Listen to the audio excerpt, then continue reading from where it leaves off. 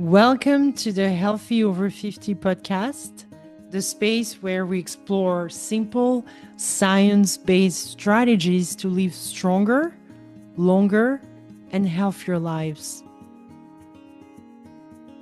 Now, when I say healthy over 50, this podcast isn't just for people who have already crossed that milestone.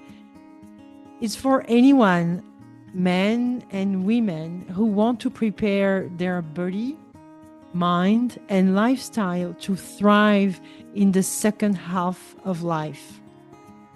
Whether you're 45, 50, or 60, the strategies we cover here will help you build energy, resilience, and well-being that lasts. In today's episode, we are diving into one of my favorite frameworks. It's one that I kind of invented for myself that I've been using for years. And I like to call it the wellness hierarchy for busy professionals. I used to work in tech for a bit less than 20 years. I was quite busy. I was a bit stressed. I actually didn't know I was stressed. Now, that's a discussion for another day, right? So that particular frameworks I will share today because I believe if you're navigating career, family, and the everyday pressures of modern life, this hierarchy will give you a roadmap to prioritize what really matters for your health and performance. And this is not perfect, but that is just a roadmap I am sharing with you today. So you might tweak it. It is just my gift to you.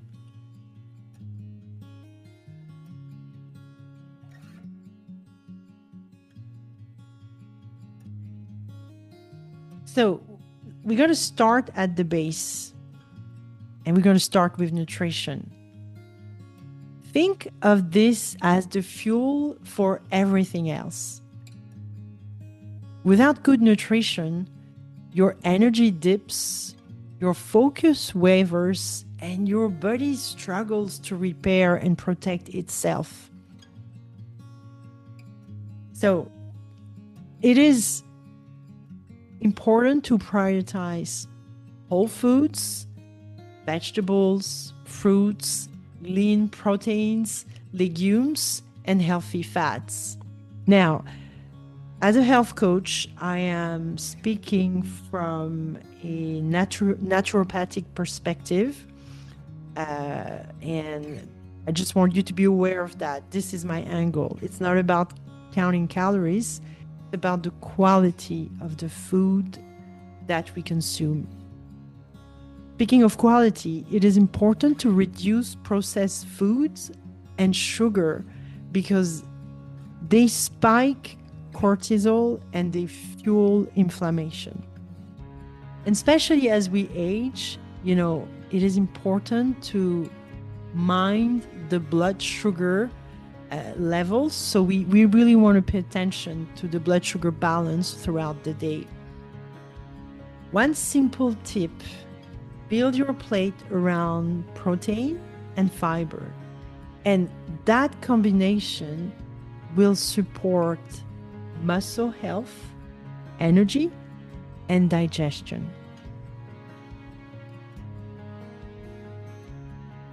The next layer is movement.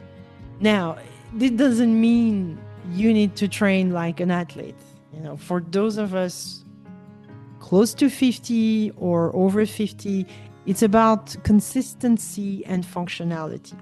Now, everybody has a different level of fitness, but the idea is no matter what your level is, you gotta move daily, whether you're walking, swimming, or cycling, you decide. Strength training is not an option. It's a requirement, at least twice a week if you want to protect muscle mass and bone health.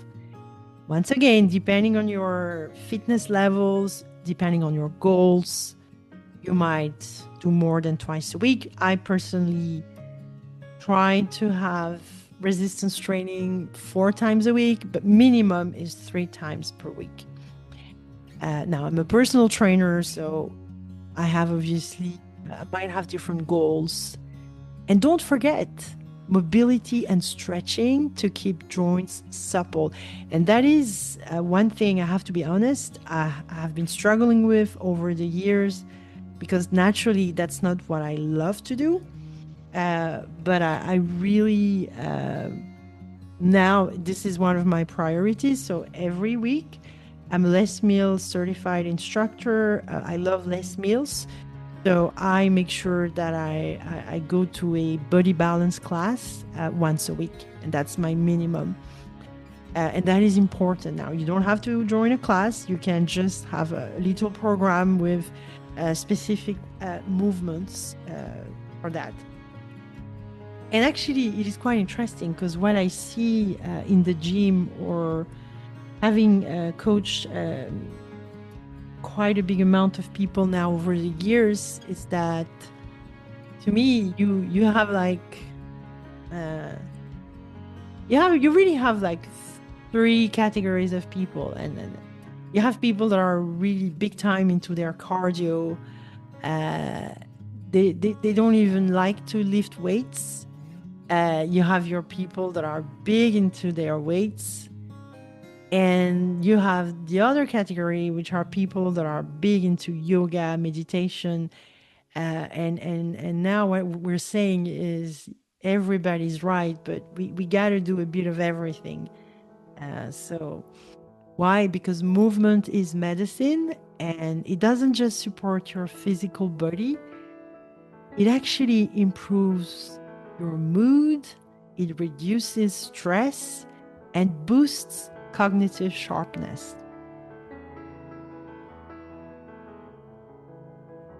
Now, climbing up the pyramid, we come to sleep. Sleep is the thing most of us neglect, but sleep is your body's reset button. It's during deep sleep that your brain clears toxins, your body repairs tissues, and your immune system recharges. So sleep, people are like, it's okay, I'm not too tired. I don't need to sleep that much. No, you don't understand. Not being tired might be a consequence of other things, but at the end of the day, it's just not about energy levels only. There is more to it, as I just explained. It's about clearing toxins. It's about repairing tissues. And even it's about your immune system. So it is important. But unfortunately, many busy professionals, especially in midlife, struggle with sleep and stress, hormones, and screen time are actually not helping. So try this. Create a wind down routine. Dim the lights, disconnect from devices, and perhaps add calming breath work before bed. Keep a consistent sleep-wake schedule, very important, because you want your body to get used to that rhythm, and then it's going to be sustainable. And pay attention to your sleep environment. Is your room cool? Is it dark? And is it quiet? Protecting your sleep is protecting your long-term health.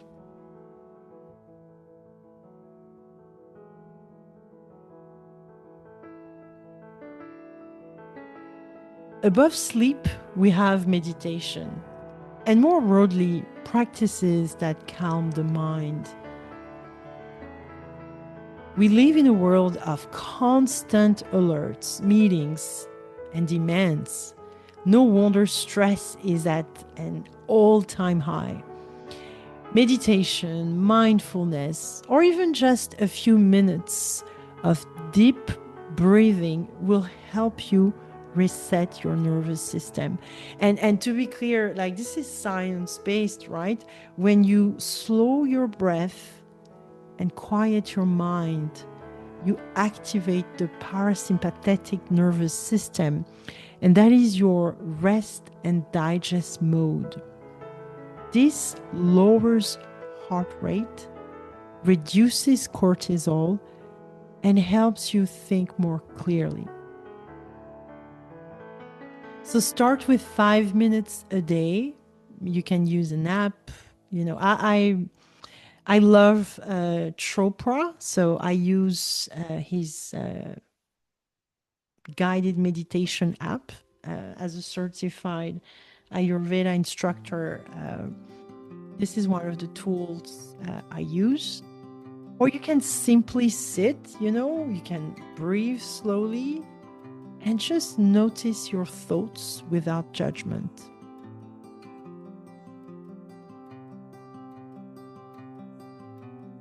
And at the top of the pyramid, we find holistic self-care. And this is where it all comes together. Your mind, body, and spirit align. Holistic self-care is about more than spa days or occasional treats, It's about creating rituals and practices that keep you balanced. And that could mean time in nature. Like I have this weekly routine with my partner. We walk the dog in the park at least twice during the weekend. We end up going to the seafront. It's just about being in the nature. And when you move your feet, it seems like it calms the mind. Journaling or reflecting is really good because it's keeping yourself aware of what's going on with you,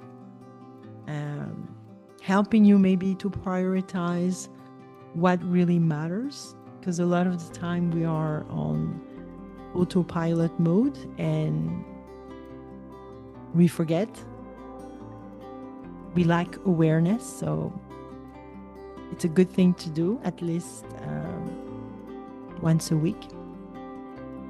Connecting with loved ones, family, friends, a community. I love my gym, so I just love the relationships, the people, the chats, helping other people as well. Or in general, pursuing hobbies, that bring joy and meaning to you, whatever. That can be anything. That can be a small thing. It doesn't have to be complicated. But when you reach this level, wellness is no longer a checklist.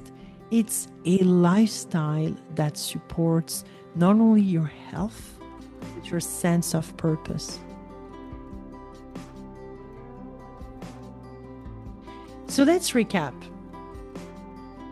Nutrition fuels you. Movement strengthens you. Sleep restores you. Meditation calms you. And holistic self-care elevates you. The wellness hierarchy is not about perfection. It's about progression. Step by step, you create a foundation for resilience, energy, and long-term health. And remember, healthy over 50 is for everyone, whether you're already in your 50s or simply preparing for the years ahead. The earlier you start, the stronger your foundation will be. Thank you for joining me today. If you found this episode helpful, share it with someone you care about. And don't forget to subscribe so you don't miss the next episode of Healthy Over 50. Until next time, take a breath, take care of yourself, and remember, healthy choices today are the foundation for a stronger, more vibrant tomorrow.